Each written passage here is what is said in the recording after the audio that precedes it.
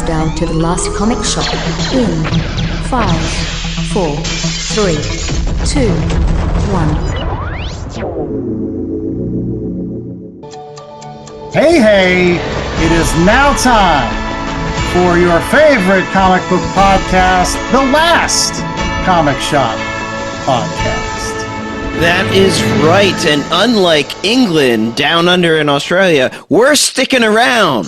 If you understand that reference, you like your cricket. There you go. I don't get that reference, but I get lots of other older references because we are hanging in here. We're helping appreciate comics for all the newbies out there and for the oldie moldies, where the comic we're going to talk about today has origins with my own comic book origin story. So I'm super pumped about this one. Oh, yes. If you don't know, that is Chad Smith, about to regale us with some of his comic book origins, as well as Jay Scott, who's very excited about cricket. And then there's me, the host with the most, Andy Larson. And I'm just excited to get done with another year of the Last Comic Shop Podcast. That's right. Season 5 is coming to a close today with our annual data and review. But we're going to need to wait on that for just a hot second. The kids love data. You're going to make them wait for all the data? We have one more book to put in the numbers. We already know what we're giving this book. Yeah. Let's just go to the data. They've been waiting all year. They've been good. Well, Santa Chad, they'll have to be good just for a few more minutes as we've got to review Batman Year One. That's right. We're wrapping up DC Ember by doing one of arguably the most famous Batman stories of all time. This is actually J.A.'s pick for DC Ember. Any reason you wanted to read this particular one, J.A.? Because it's good.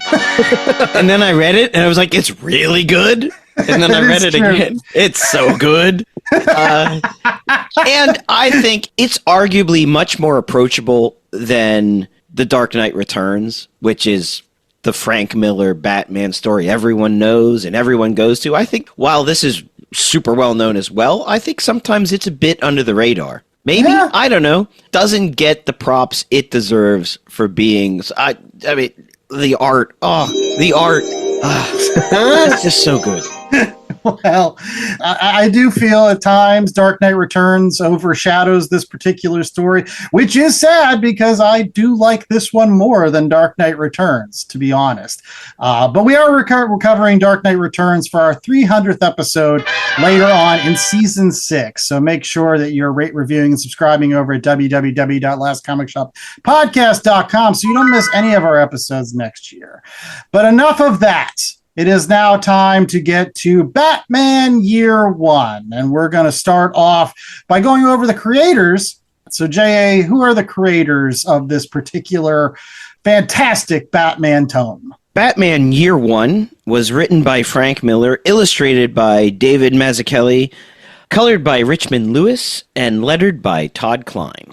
And unlike Dark Knight Returns, which I think was like its own thing, this actually occurred in issues of what, Detective Comics at the time, or was it Batman? What was it? It was Batman. It was issues 404 through 407 or 8. 4, 5, 6, 7. Yeah. So issues 404 to 407. Math is hard. Which I love. I love that it's just it's sort of like the Wolverine Weapon X story. It's just random issues of a comic book. It's not some special. Well, that actually it grinds my gears a little bit. We were just talking with our pal George from Shortbox Summary, who is working his way through the DC Invasion storyline, and like going back to 1986, DC had just done their Crisis on Infinite Earths. Restarted the universe. So Superman gets the Man of Steel miniseries. He gets his brand new #1 from John Byrne. Batman gets the 400 issue with that awesome Sienkiewicz cover. And then the next issue is Magpie. And like a follow up with like fake Batmans from Max. Tell us how you really feel. Well, it's rough. But then like you wait a little bit and then in 404, all right, now we're going to start with the real good Batman story. They can't all be home runs. Well, one thing that is a home run, And one thing that Chad's going to give us is the 10-cent synopsis for those folks that may have not read Batman Year One. What happens in these 4 issues, Chad? In these 4 issues, you have Bruce Wayne and Jim Gordon. Jim Gordon is trying to fit in on the force and then learning how crooked it is. And Bruce Wayne is still training and kicking trees in half, figuring out how he's going to be Batman, trying to do his vigilante justice. And his first couple outings, he's failing pretty miserably, and he's coming home. He's bleeding out on the floor, and then the bat crashes in and frightens him.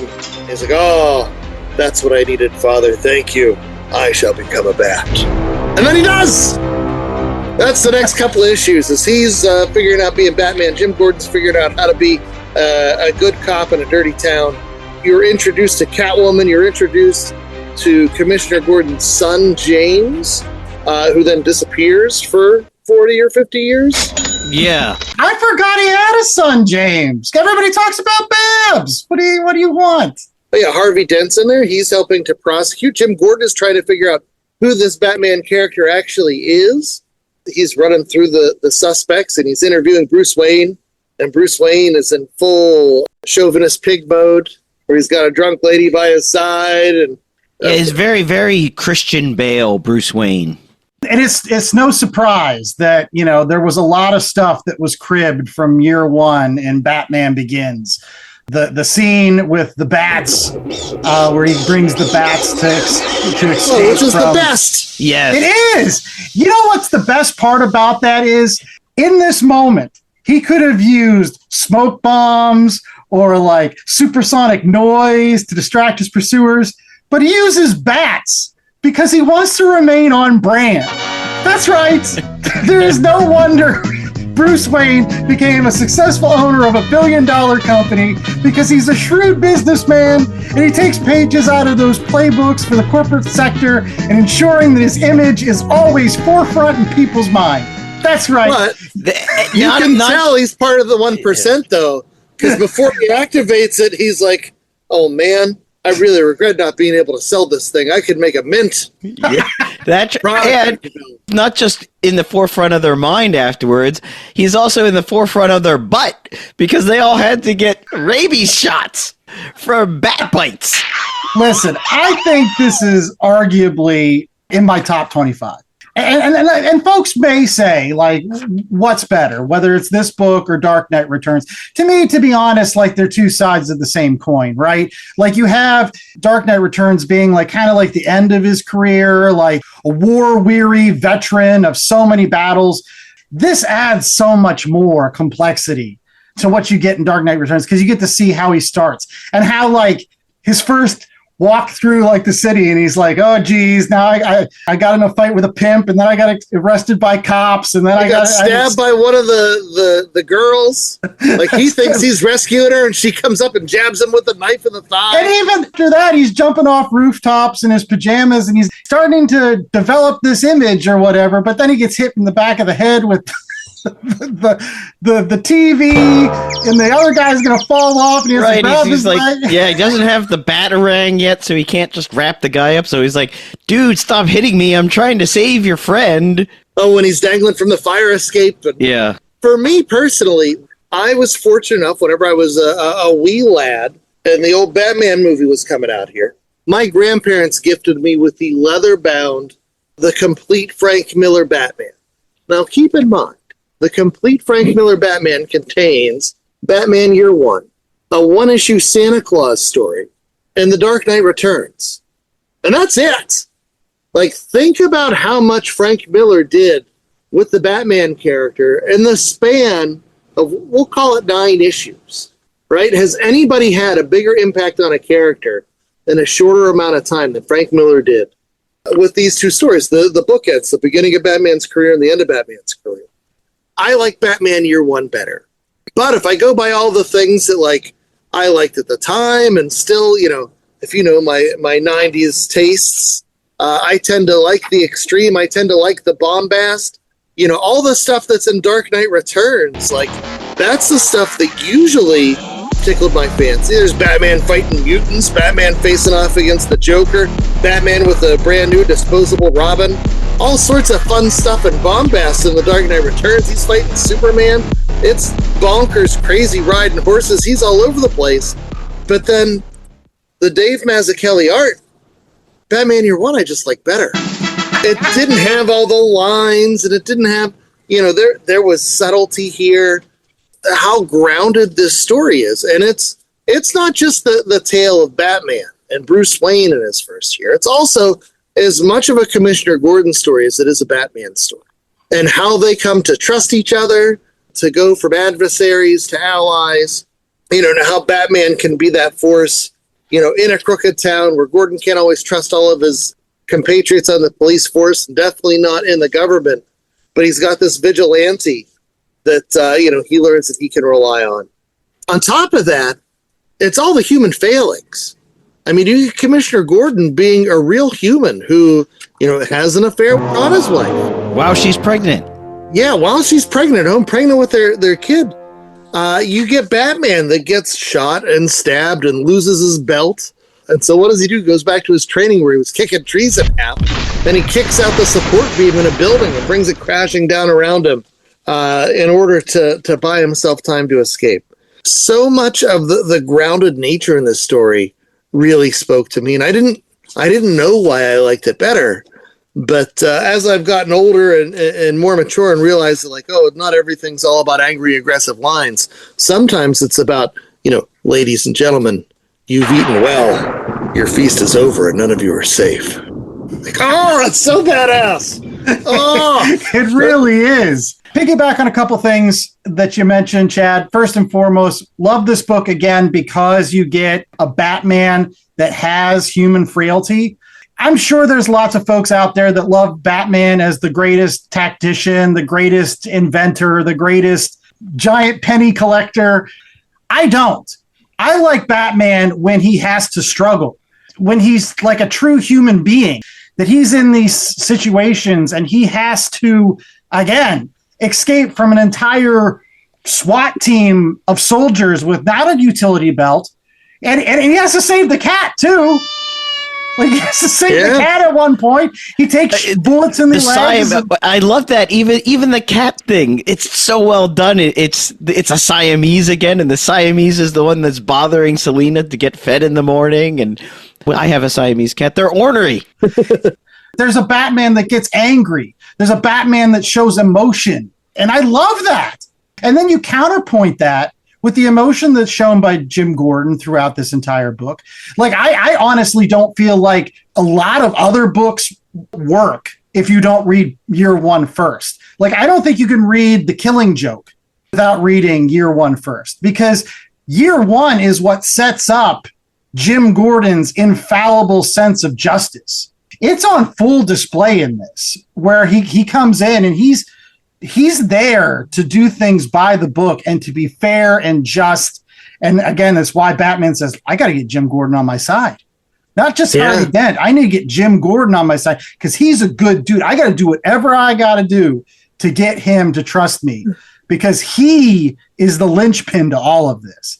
And he's the one that understands the city. He's the one that knows when you can't go in guns a-blazing, because that's going to result in more innocent lives being lost. He's the guy who's not afraid to put his gun down and walk in, to the guy who has the family kidnapped and walk up and talk to him and then crack him in the jaw and save the day. The one question I had for J.A. is, how we often talk about sometimes how Empire Strikes Back is a better movie than Star Wars because, again, you had multiple different people adding flavors to the pot.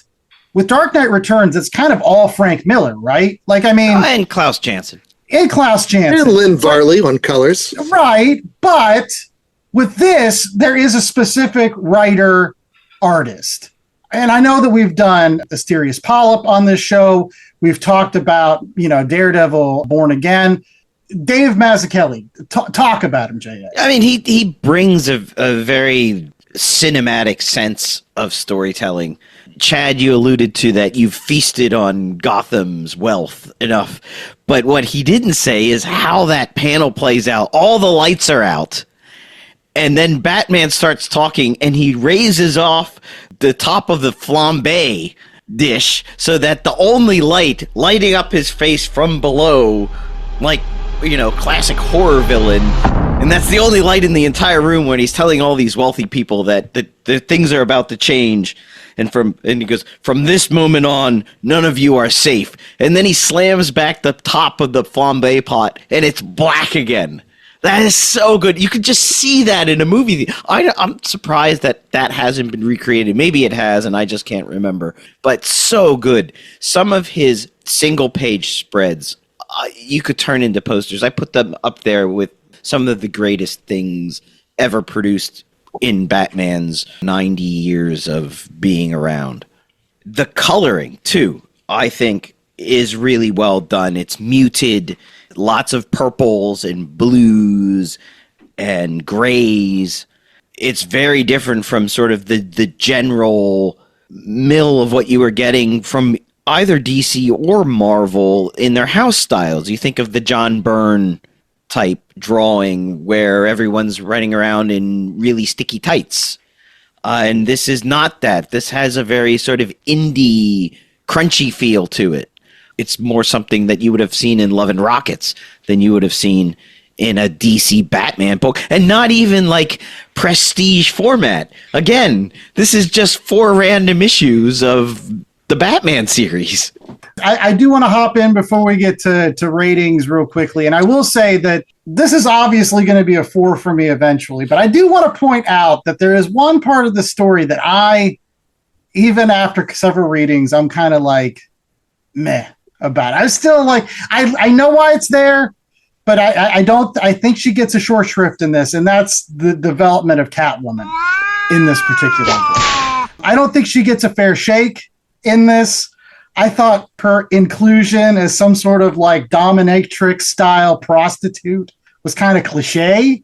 If you read later on, like in Long Halloween or whatever, they make her much more elegant and I kind of like, I don't know, she just fits into high society. She would be at the parties that Bruce Wayne would be on. And that seemed to fit more for me than the street level, the Catwoman. But I think that the biggest thing that bothers me is that one scene where she jumps down and she kicks Batman. And he's like, oh, she must have taken karate. And I'm like, dude, you're totally underselling Catwoman. She just didn't take karate one day. Like, she's like Ginger Rogers to your Fred Astaire. She has to do everything you have to do, Batman, except backwards and in heels. It's like she doesn't have your millions of dollars. She doesn't have all your high technology, but she still like eludes you all the time. And I get it. It's kind of neat how her story develops, but like in a story that's really about Batman and Jim Gordon, I just think she gets a little bit of a short shrift, and I'm glad that there were later stories like, again, The Long Halloween, or what is it, When in Rome? I think that's the Tim Sale, Jeff Loeb story just about Catwoman. I'm glad those stories exist, and even the Darwin Cook stuff that would come later, because I think that paints a better picture of kind of like those early days of Catwoman than in this particular story. You're not wrong on that, and the fact is this is only 4 issues. Right? There's a lot of things that get short shrift because it's so quick. And, that relationship developing, you don't see Batman and Jim Gordon, meeting up. You just get the allusion to it at the end where it's like, oh, I've got a friend who's going to help me, handle this. Honestly, there are so many things in here that, and I talked about this earlier with his son, like, where does Jim Gordon's son go? It's not until Black Mirror that they bring him back, right? Mm-hmm. Is he mentioned anywhere else in the Bat mythos? It's all Babs. Like, I thought it was Babs until they said that's Jim. I was like, oh yeah, he has a son. And then I was thinking, what does his son do? And I don't know. What does his son do? Well, in this, he's a baby who gets thrown off a bridge. Obviously now, yeah. In this, he does nothing. He cries. But in what does? Well, he's Babs a serial killer. Oh, that's great. I just want to know him as a baby then. Poison the water supply. But I do love that scene where, Bruce Wayne rescues James Gordon, not as Batman, as Bruce Wayne. And then Jim is standing there taking the baby back. He's like, yeah, by the way, I can't see a thing without my glasses. And like, I love how down to earth that is. But I think he knows at that point, I know who you must be. Yeah. Well, I really like knows, that. You take off before the cops arrive. Yeah. But the whole thing, though, like, this is acknowledged as one of the greatest Batman stories. This is the story that's referenced every single time there's a movie, every single time they do Batman's origin story. It's always the David Mazzucchelli, Frank Miller version. But it's almost like an Elseworld story, right? Because this isn't the Catwoman that we meet later on. No. You know, it isn't the Jim Gordon that we meet later on. I mean, Sarah Essam comes back into play in the late 90s, early 2000s. But, like, the stuff they do move forward with, you know, they cherry pick, oh, this worked, but this didn't. I don't know. It's just astounding to me sometimes how DC works. It's why I always say, you know, my Marvel books are for my long boxes and DC are great for stories. Like, this is one of the best stories of all time, but it doesn't fit. Yeah, you can't get hung up on continuity and why does this happen and that doesn't and this and that. Like, I'm not going to let the fact that this baby grows up to become Hitler or whatever ruin the fact that it's still a baby that Bruce Wayne saved. Yeah, not even a Batman gear, just Bruce Wayne. He did have like a stab jacket on underneath his puffy windbreaker from Land's End. It's like the Superman quote. Like, maybe that's the real rock and roll. Like, maybe that's the real Batman. It's just a super rich guy jumping off of bridges with a puffy purple Land's End jacket. That's right. All right. Well, let's get to our ratings because we've got recommendations and data reviews to get to. So, J.A., what's our 1 out of 4 scale this week? Well, this is just 1 out of 4 Sherlocks. This is like a Sherlock? No, yeah, I mean, it's guaranteed a 4. It's just a. Yeah. I kind of like the Sherlock because there's a lot of detectives in there. It's the world's greatest detective. Oh, there we go. Yeah, there you go. Okay, so how great is it when he knows that he's being pinched by the police? And he's like, that woman's not really being robbed. That guy over there, he's a cop. This guy, he's one of the crooked cops. So it's all Yes. And you're right. It's going to be a 4 probably from all of this. My final thoughts on this, again, top 25 book. Love this even more than Dark Knight Returns. It'll be interesting when we do cover Dark Knight Returns. And I'm glad that we're doing this book first because I do feel like if you've never read either of these, you should probably read this one first. It does set up Batman. And everybody's kind of said that like it's like kind of an Elseworlds or whatever, but I kind of love the excitement that this particular book generated among writers and artists in revisiting Batman's early days. Because like after this, oh gosh, there's a laundry list of really great books that you can read. Some of which we've read on this show. Batman and the Monster Men that we read with Ben Morris. And then the sequel to that, Batman and the Mad Monk. Then you get The Man Who Laughs by Ed Brubaker and Doug Mahnke. They get The Long Halloween and Dark Victory and Haunted Night and When in Rome. And then eventually you'll get into like my recommendation with Batman Year 2 and then Batman Year 3. And there was a lot of stuff going on in Legends of the Dark Knight around this time about Batman's early career. Like, again, Russ Braun's story, Batman Venom. That's early Batman. I'll be honest, like, you wouldn't have those stories if you didn't have Year 1 and how, like, groundbreaking and iconic it was. So, again, it's a 4. But there's also a lot of really good books that came after that are also really like 3.5, 4s. They're great books too, all about Batman's early days. Chad. Yeah, no, I love this, and I love the art, which for me, the debate is not, is this better than The Dark Knight Returns? Which, although The Dark Knight Returns, you know, I love, and like I said, it was in one of the first books that I had, and I must have read these stories, you know, hundreds of times. Is this better than Daredevil Born Again? The other Miller Mazzucchelli collaboration, where there are a ton of really great comic book artists out there, but their best work most frequently is whenever they have a great collaborator. And that goes not only for Frank Miller, but also for David Mazzucchelli. A similar power level just elevates things. And I love the Mazzucchelli art. I love how, Tothian it is.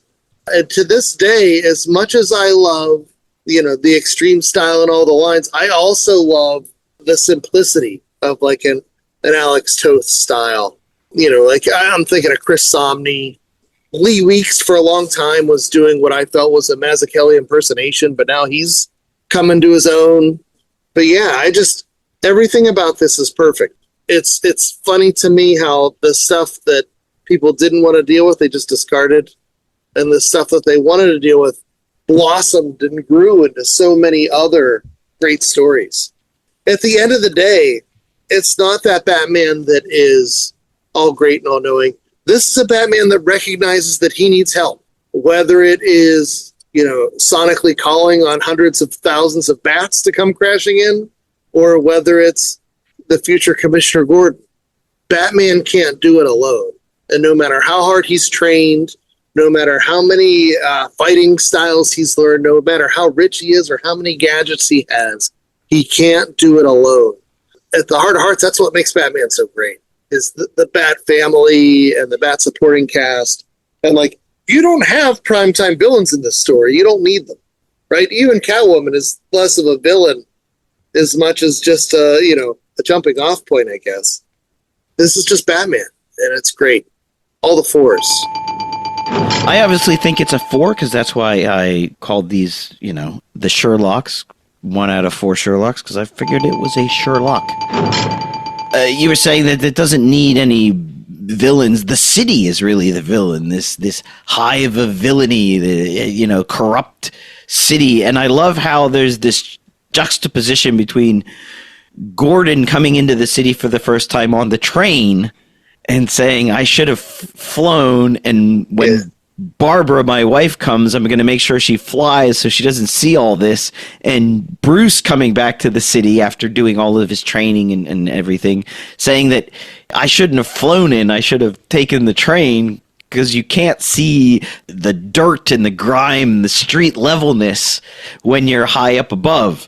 And if that's not even a slight comment on Superman, I don't know what is. It is really painting sort of this whole story that this is very much a street level tale of a street level, the ultimate street level hero, or one of the ultimate street level heroes, DC's ultimate street level hero. I don't want to cast any shade on Spider-Man from the Marvel Universe. You were saying how Catwoman got a bit of a short shrift. One person that we see nothing of is Alfred, the butler. Yeah. So I'm interested to hear, Andrew, your 10-cent synopsis for Batman Year 2 to see if he shows up in that, or if Robin shows up, or maybe that's Batman Year 3. 4 issues, as you said, Chad. They pack so much into just 4 issues. And what I really enjoyed, we didn't talk a lot about the Frank Miller writing. I think he's really good at centering this young Batman, this young Bruce Wayne. There's a lot of thought boxes so that you can get inside the mind of whoever's talking, and then they're colored in a way that you know if it's Selina's thoughts or Gordon's thoughts or Batman's thoughts, along with the dialogue. I think the dialogue sometimes is to set up the thought box. That whole time that Batman is being hunted in the warehouse, the old abandoned warehouse, and he calls on the bats. You seeing his thoughts, how he's going to disarm these people but not kill them while they're all trying to kill him. It's the next evolution of that fight on the banister with these 3 thugs who are trying to smash his head with a television and everything. And he's like, dude, I'm trying to help you. So even just within a month or 2 months from that fight to the fight against the cops, he's evolved as a crime fighter. It's so wonderful. I think it works perfectly as bookends, this and Dark Knight Returns. As you said, Andrew, it sets up all of this great future standalone Batman stories, but also in continuity Batman stories. But as you said, Chad, continuity doesn't matter so much with DC. Just enjoy it for what it is. 4 of the greatest Batman issues you could probably find. All right, well, we got more Last Comic Shop right after this commercial break. We're going to be getting to recommendations real quick before that, data and reviews. So kids, you just have to be good just a few minutes longer. Stay tuned. Looking to save money on your collectible supplies? Whether it's comics, cards, sports memorabilia, or miscellaneous pop culture bric-a-brac, make sure to use promo code LCSPOD to get 10% off your orders at bcwsupplies.com. Not only does it get you a discount on BCW's already low prices, but using LCSPOD at checkout is an amazing way to show support to the Last Comic Shop podcast, the most incredible comic book podcast on the airwaves. So if you are in need of collectible supplies, head out to bcwsupplies.com and use promo code LCSPOD today. That's promo code LCSPOD. Cheers!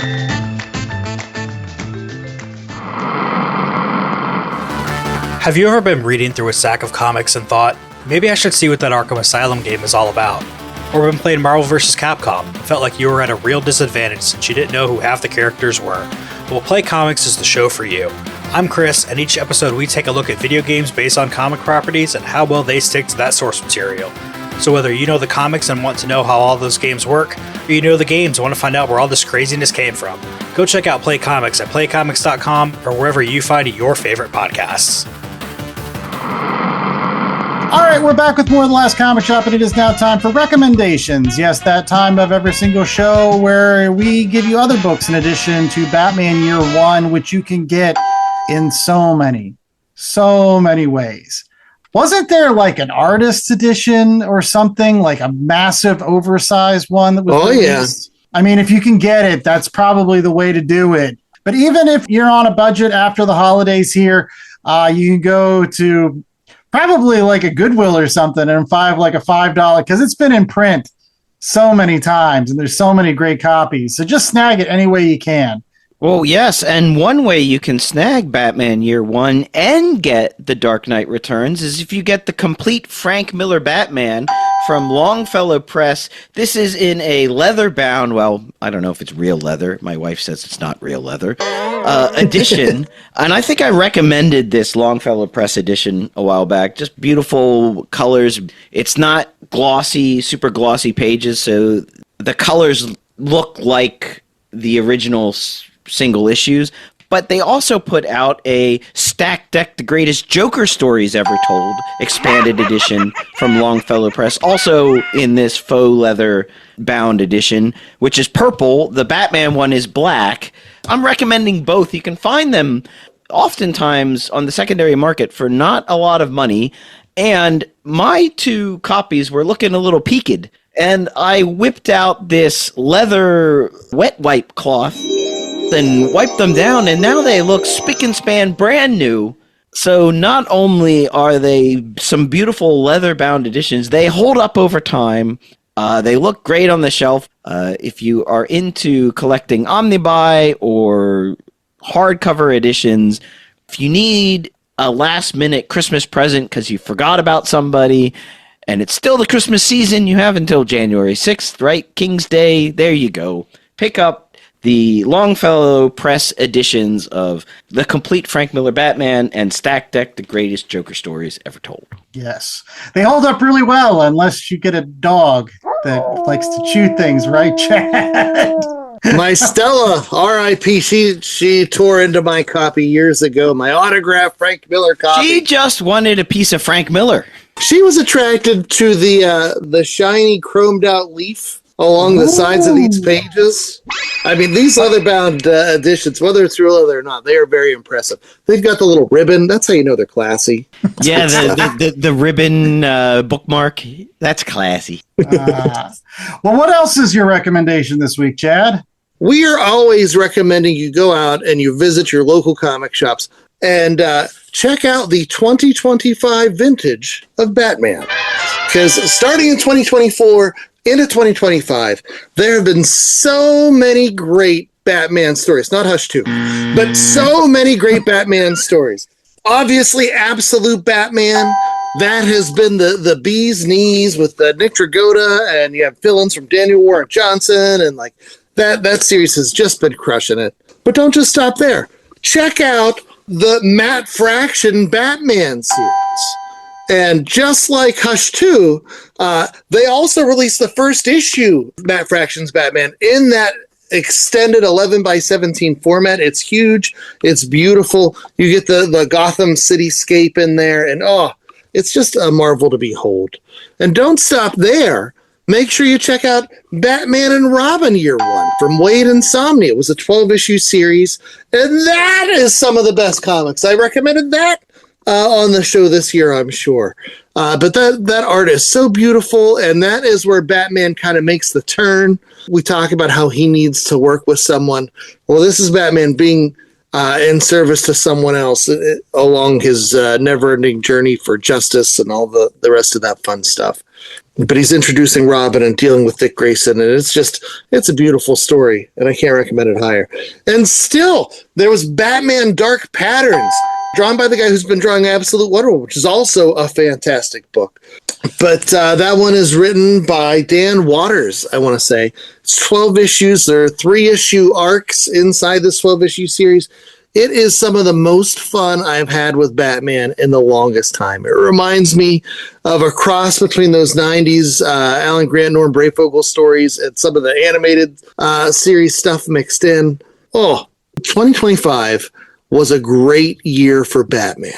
So there's tons of great stuff out there, not Hush 2, but get to your local comic shop and check out some of the awesomeness that was Batman in general. I mean, this is our year-end show. We're talking about year-end stuff. This was a year of Batman, so check that stuff out.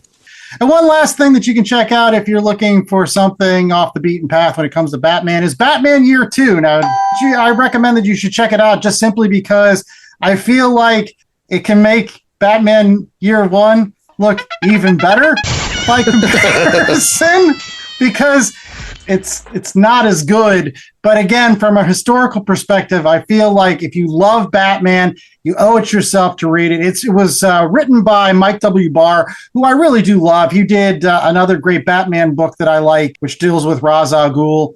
It's also got some absolutely killer art. I'm talking killer art. It's got Alan Davis. It's got Paul Nedry. It's got Alfredo Alcala. It's got Mark Farmer. And it's got Todd McFarlane. That's right. Todd McFarlane drawn Batman. So if you liked him on Spider-Man, you'll love him on Batman. He has a massive capes. Just massive capes. They look like the things they lay on football fields when it rains. Like, it's so huge.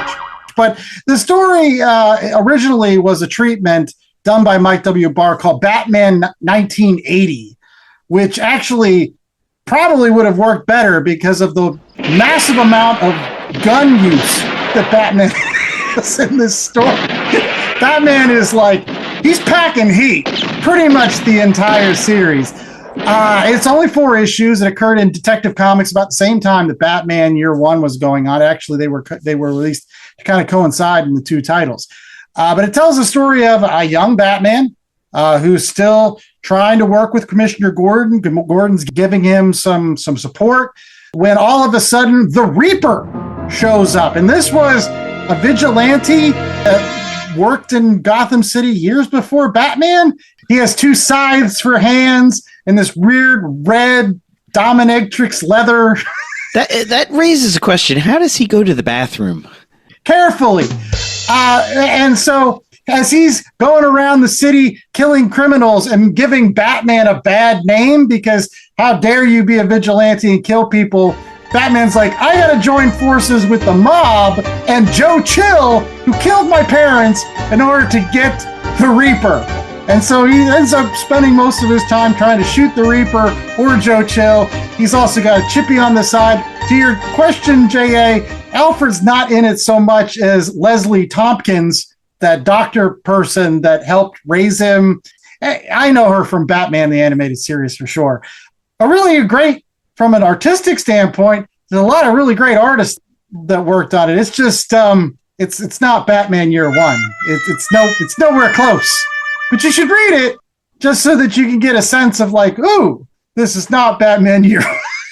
Yeah, I don't know. Batman's a little out of character with all the gun stuff. They're changing artists midway through. This would not be a recommendation. But you did sell me on the Todd McFarlane cape, though. I'm buying it just for the cape.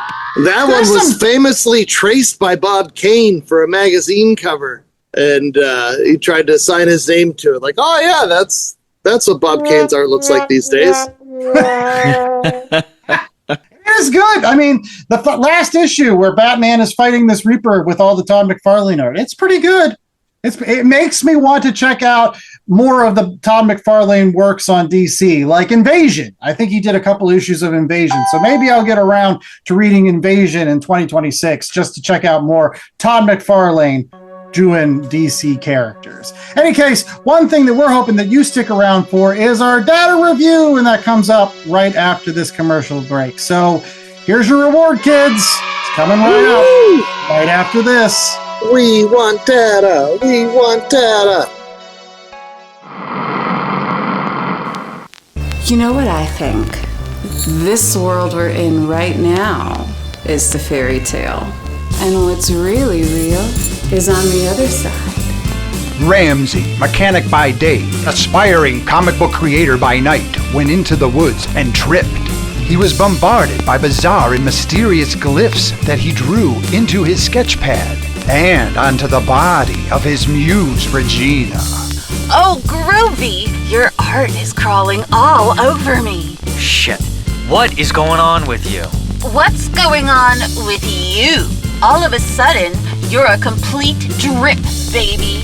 Maybe you need another limb to the head. Ah! Bloom, written and created by Ted Sikora, with art by Butch Mappa. How are you feeling, Ram Man? You've never experienced a story so astonishing, so far out and away from the beaten path. Where in the am I? Blast off with Bloom, the origin of a prophet. Order yours at herotomorrow.com. All right, ladies and gentlemen, we are back, and I have seized the reins of this show here because it is time for the 2025 Season 5 of the Last Comic Shop Podcast Year-End Data Review Special. Yay! Wow, data! Yay! Woo, woo, woo, woo, woo! You are very excited. I love this. I really do. It's an opportunity for us to just look back on the past year, celebrate what we've done. This is good stuff. And crunch the numbers in a way that is both color-coded, alphabetized, distributed. I don't know. I'll put these out there on the social medias here in some way, shape, or form. So let's start, as we should, with the stuff that we all agreed on. Now, there were 5 books this year that qualified for universal acclaim. And that means they got 4s by everybody, with a tiny asterisk. There is one book that Nicole, while the rest of us gave it 4s, she gave it a 3.85. Ooh. But those books include Batman Year 1, which we just talked about just a few minutes ago. Helen of Windhorn, Tom King and Bilquis Everly. The Fantastic Four, The Coming of Galactus. That included our Fantastic Four movie review, which did not get all 4s, I assure you. But we reviewed issues 48 through 50 of the Fantastic Four, some of the best Stan and Jack stuff out there. Avengers, The Veracity Trap.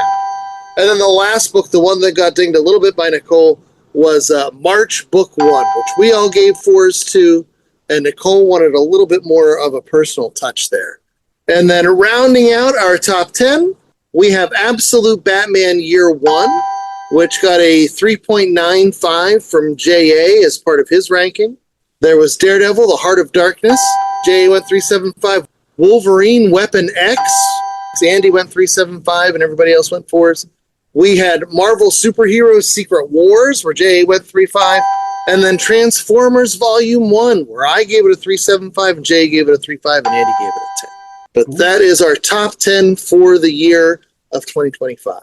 Now, talking about the good is always equally met by the stuff that we did not enjoy as much. And now it's time for the 2025 Bottom 10. Woo!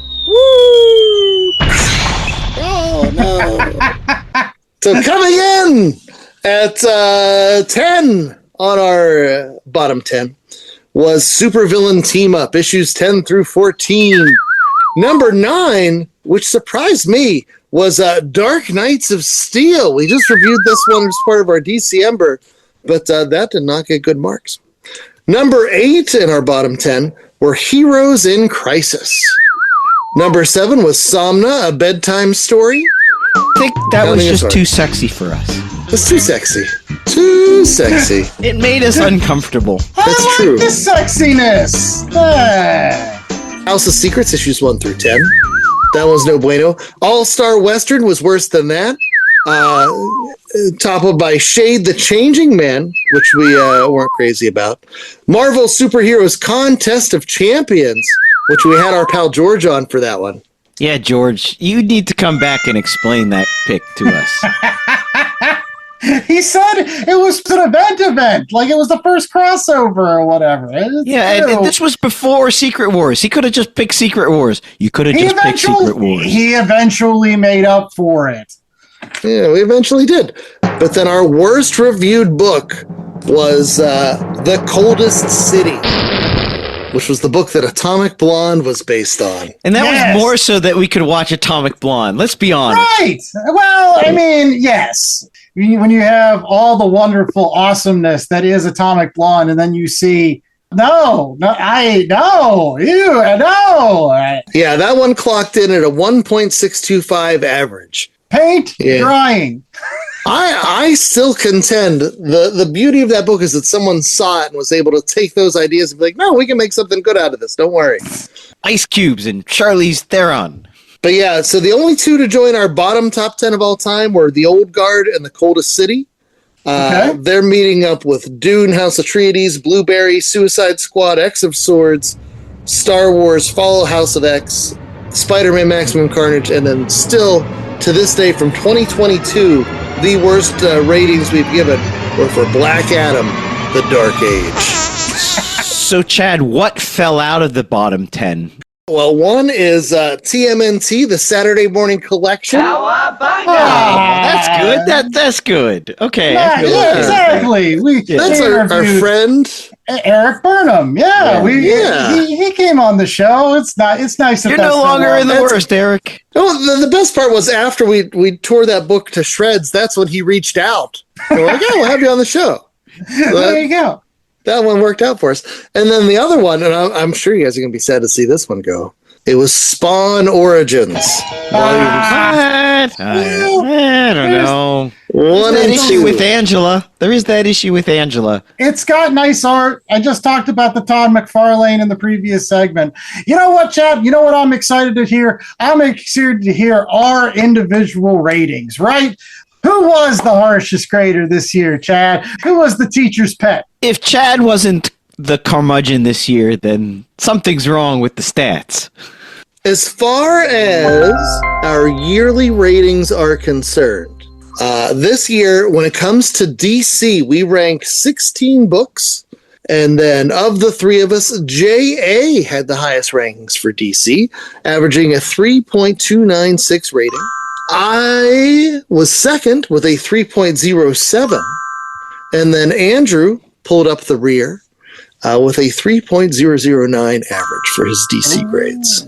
When it comes to the indie books, there were 18 books ranked. Once again, J.A., the strongest rating, with a 3.32 average. I had a 3.12 average, and Andy had a 3.10 ranking. Once again, the lowest of the bunch. So I am the curmudgeon on this show. So far. But Marvel, I've always said you're the Marvel true. man. I am a Marvel guy. So how did I do on Marvel? When it comes to Marvel, once again, J.A., the kindest of the rankers, he had a 3.48 average. I had a 3.46, which I was surprised by, but then I realized, the Marvel books we read were not books from this year for the most part. It's true. We did cherry pick a lot of good ones from past years. And Andy, once again, our lovable curmudgeon, 3.32. This was the second year in a row that we actually had consensus across the publishers. What I mean by that is Marvel had the highest rankings for each of the three of us. The indie books were second and DC books were third. And that was true for Andy. That was true for me. That was true for J.A. Up next, we're going to look at our island picks. And this is where someone is off on an island by themselves. They're giving this a 4 ranking. And the rest of us, not so much. Now, J.A. this year had 4 Island picks, our resident high ranker. How many Valiant books were those? just wondering. None. Yeah. We talked you down from a lot of the Valiant love, unfortunately. You say that I'm such an easy grader. I listen when you make good arguments. Because you are an easy grader. Like, you are not me. So. All right. So there was Silver Surfer Requiem. We both gave respectable 3.5s. You went the full 4. The best we could do. T-Bui. The personal narrative there, the family. Yep. You gave a 4. Andy was 3.5. I was 3.25. Nicole was 3.375. And then Batgirl Silent Night. You and George both gave that 4s. And Andy and I were in the 3. Andy was 2.95 range. And then New Gods. Once again, Mikey Wood gave that a 4 along with you. Andy gave it a 3, and this was the one where I was the curmudgeon. If you guys listen to that show, I was real angry about this book for reasons I don't totally understand. I gave it a 2. I still reckon that we should have read all 12 issues. That was a mistake on all our parts to not just read. So that's. I don't blame you, Chad. I blame us all for just being. You would think that a comic book podcast would get that right, but sometimes we're all human. Well, we're not gods. And I certainly didn't like the New Gods that I read, so I don't know. I don't know how I feel one way or the other. All right, but let's get on to my picks, my Island picks. I only had 2 this year, and I still stand behind both of these. One was Local Man, the complete series, which I think might have just been too much to read. But Andy gave it a 3, Jay gave it a 3.5. I still think it's a masterwork of 90s pastiches. And then the other one was Godzilla Monster Piece Theater, which Jay was at a 3, Eddie was at a 2.75. And I just thought that was bonkers. Woof. Hey, come on. There's a lot going on there. Well, really interesting ideas, but a lot going on in 3 issues. It's not Shakespeare. It's not Shakespeare. Now, does our resident poo-pooer have any ones where he was the 4 and nobody else was? Believe it or not, he has 3 Island picks. Oh, wow. I know. He's got, starting off with Transformers, Volume 1. Yeah. Where he's like, I read those 6 issues, that's all I need, I'm out. That's he gave it a 4 and he's done. Robots and wrestling. Hell yes. People are going to pick that up. They're going to read that. Everyone loves Transformers and wrestling. What do you want? I picked for the masses, not for the intellectuals. What else did I have? There you go. Once again, for the masses, probably the most mass-distributed book of all the books, Bone. Volumes 1 and 2. Jay and I both gave it a 3.75. Ethan gave it a 3. Andy went the full 4 on Bone. Yes. Again, history will prove me right. I just saw the Usagi Yojimbo guy praising Bone. And then this one's going to be harder for you to justify. It is Noir Burlesque. We all know why he gave it a 4. It has nothing to do with anything but the champagne. I still read that book. I think I've read that book more times this year than any other one. J.A. and I both gave that book 3.25s. It was fine. The art is breathtaking in that book. So anyway, this year was a return to excellence as far as our grades were concerned. J.A. dipping down in 2024 to 5 4s for the entire year. This year, he rose back up 11 4 out of 4s. I only had 6 4s last year. This year, I had 12. And then Andy, our resident curmudgeon, last year, you were happier last year, I guess. You had 8 4s last year. This year, you're up to 11. So we're all in that 11-12 range as far as the good stuff. This was a good year for good comics here at the Last Comic Shop. But, as in any year, we've got some hurt feelings. So, how I compile our hurt feelings is I take our bottom books, and I had to go all the way out to the bottom 15 books for each person to get. J.A. only hurt one person's feelings this year, and that is a book that ended up in his bottom stack that someone had given a 4 to, and that was Godzilla Monster Piece Theater. Oh, I'm sorry, Chad. That ended up as one of J.A.'s lowest rated books, but hey, Andy's grade was actually lower. I don't know. You guys, whatever. So even when I'm trying to hurt somebody's feelings, I'm still nicer than somebody else. Man, I am too easy of a grader. Oh, There yes. you go. You need to toughen up in 26. I'm sure. I'm telling you. Start doing push-ups. So with mine, I had 2 books where I hurt some feelings. One was New Gods, which J.A. and Mikey both gave 4s to. Once Still again, not talking to you about that, Chad. yeah, I know it's rough. And then the other one was another one where you were teamed up with our guest host for that week. George from Shortbox Summary also gave a 4 to Batgirl Silent Night, and I gave it a 3. Once again, Andy was lower than me. He gave it a 2.95. So I am a heartless bastard. I know. I think New Gods is the only grade where I went lower than Andy. That's otherwise. Yeah, you were dealing with some things that week, and it was not God-related. All right. And then now we get to Andy. Andy's got hurt feelings for 3 different books. Oh, that's right. One of which was Jessica Jones, which got a 4 from George. Got a 3 from Nicole, a 3.5 from me. Andy gave it a 2.5. That's right. Feelings there. And then J.I. and I both agreed on this next one. Trace Volume 1. We both gave that book 4s. We thought it was real good. Andy thought 2.75. Ouch! These are average. Average books, guys. This isn't Batman Year One. There was the guy with the horse head. Yeah, that was neat. It was cultural. It was fun. And then the last one was that Godzilla Monster Piece Theater game, which you guys just did not appreciate. Toughen up, kids. There you go. And then on the movie tip, we did 8 movies this year. And here's where our curmudgeon, actually the highest grader when it comes to movies. He averaged out at a 2.975.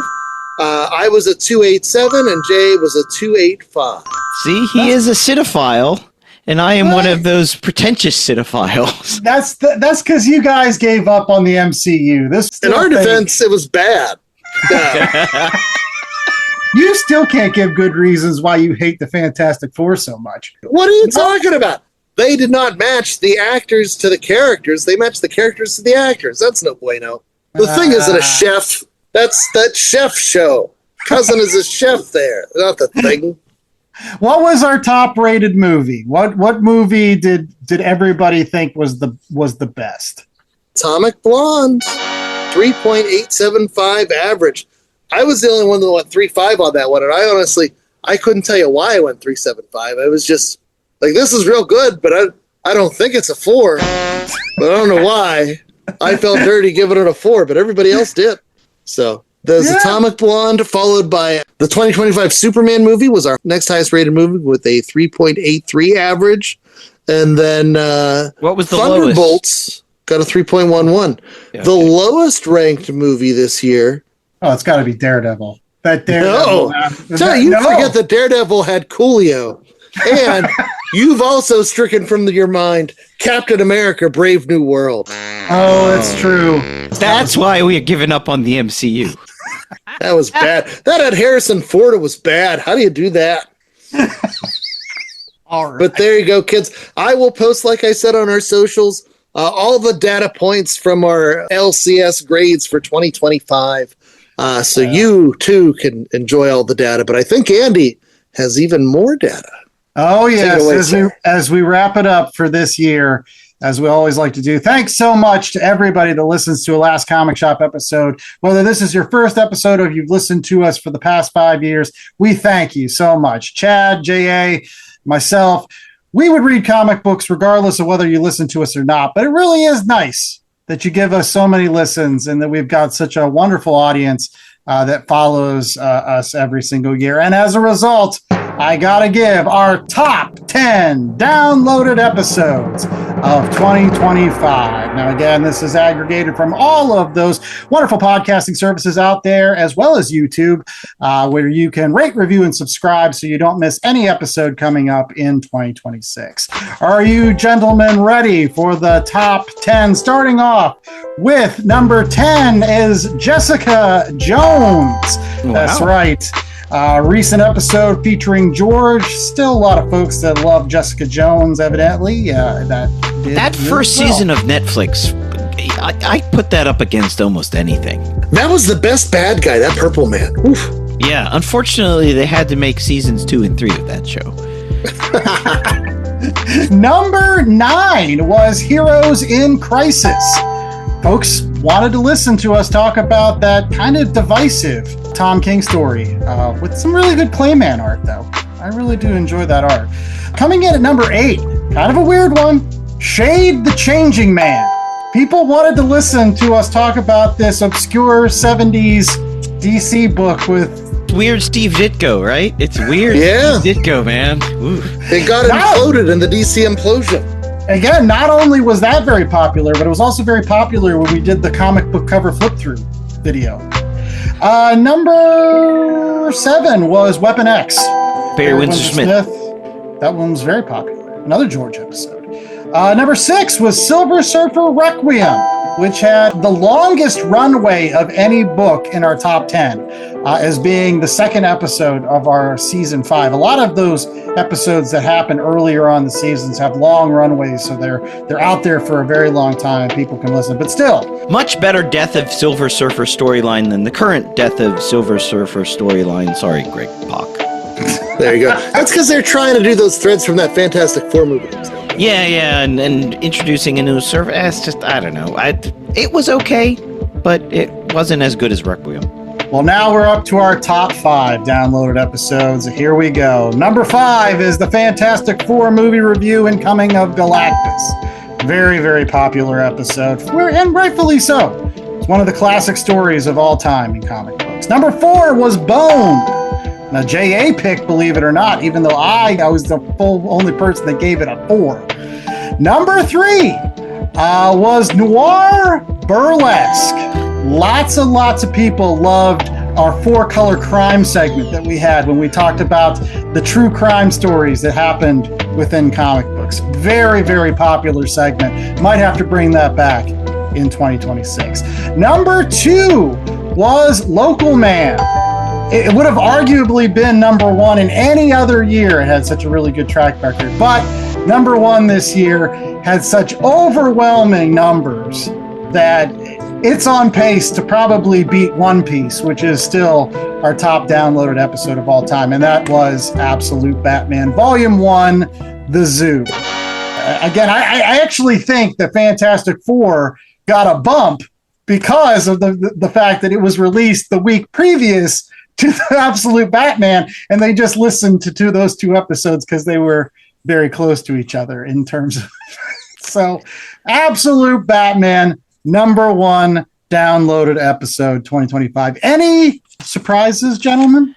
I don't think surprises. It just shows you how well DC nailed the zeitgeist with these Absolute books. And it makes me question again why Marvel, which sort of followed up with their Ultimate Universe, is letting their Ultimate Universe go when these things are obviously selling like hotcakes, at least on the DC side of things. Well, I feel like the DC books have their own ethos, and it's very different than a Jonathan Hickman style ethos. So maybe they're going to go for more short attention span.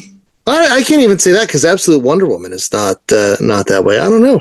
It remains to be seen, but that Absolute Batman is still going strong. Yes, for sure. But hopefully you're checking us out either on our YouTube channel and downloading more episodes in 2026.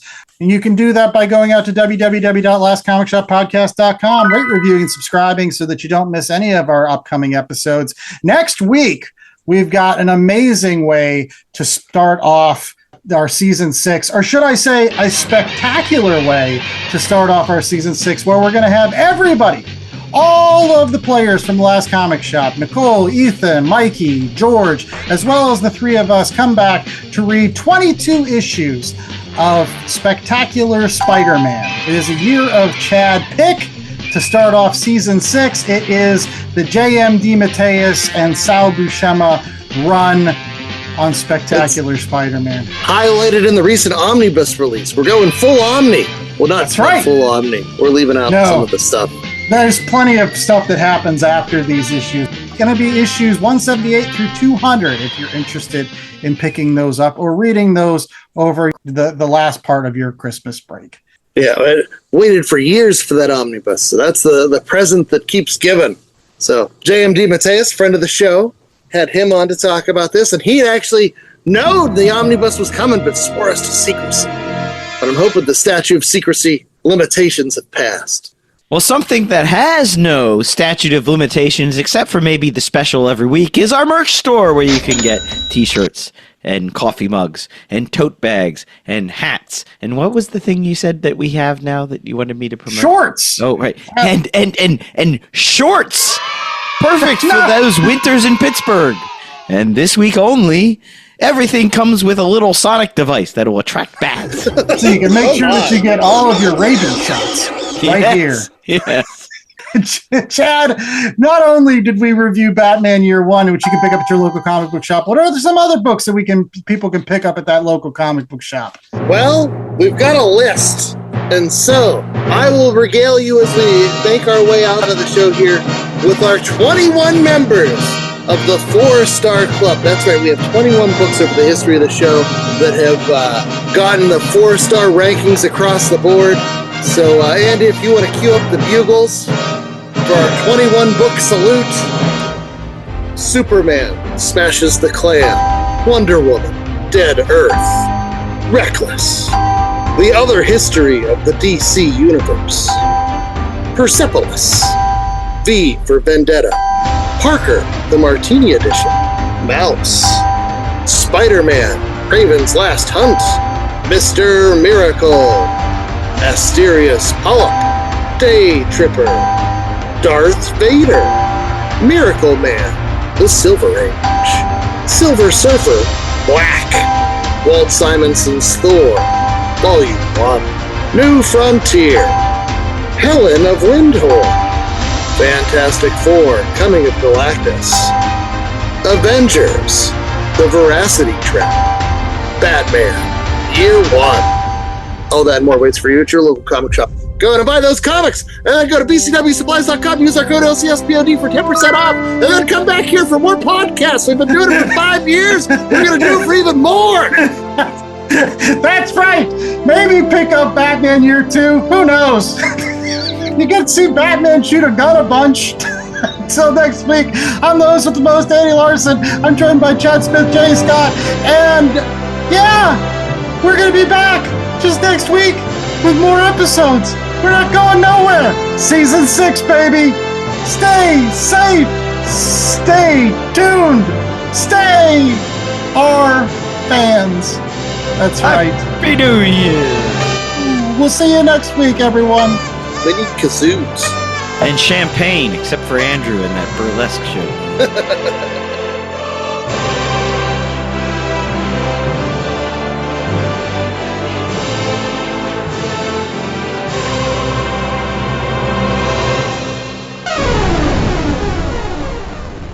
The Last Comic Shop podcast was a 2025 Black Angus production.